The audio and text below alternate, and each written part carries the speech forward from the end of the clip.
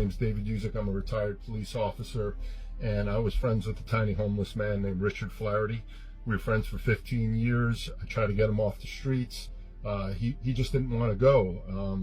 We have a Baker Act law in Florida, which if he was a danger to himself or to others, I could have forced him off the street and got him into a shelter or got him some medical treatment, but he didn't meet that criteria. And I believe he remained friends with me is because I didn't push him on it, and that I just supported him as a friend, and we would meet for lunch and coffee and just talk. And I think he needed someone to talk to.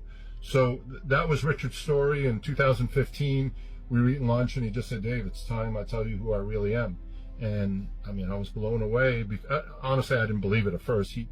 My friend was only 4'9", 97 pounds, a tiny man, and he told me he was the smallest Special Forces soldier, and he served in Vietnam, and he worked undercover operations with various governments throughout the years. And it just, if a homeless tiny man told you that story, would you believe it, even though he was your friend? That night I Google checked him, and I wasn't even going to, but I figured he really had his story down. I mean, he was giving me dates and times, and I was, how could this guy just be this delusional? And I checked him on Google, and what do you know? Stories started popping up. Smallest man wants a Green Beret. Smallest man joins the military. Smallest man wins the Silver Star.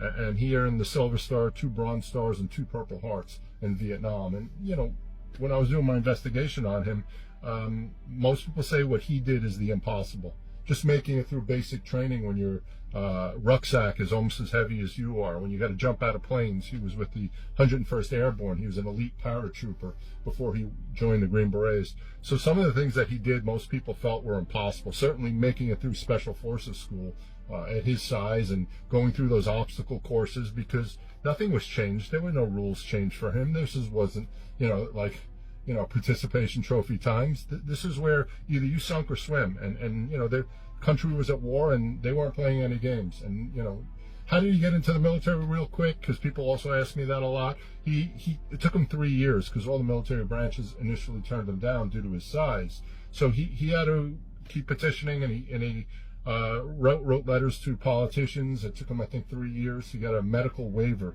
for his size. So he got into the military that way, but once again, no one ever believed he'd even make it out of basic training, and he just went on to have this incredible career. What happened was, 10 days after he told me his incredible life story, and I'll tell you how we were starting to talk about it, he was killed in a hit and run. And before that, he wanted me to get his cautionary tale out to the world. My idea was I was going to find a real reporter or a real filmmaker or a real writer to take over this project. I'm just a cop at that time. So he gets killed. But before that, I did promise him that I would do everything in my power to get this thing out into the world. And if I started the project, I wouldn't stop. So I didn't know, I was going to not have him 10 days later and, just have to do this investigation on my own. That's where we're at. We have a book and a documentary film called The Giant Killer, and they're on all sorts of platforms, Amazon, Vudu, Roku. It's an audio book now.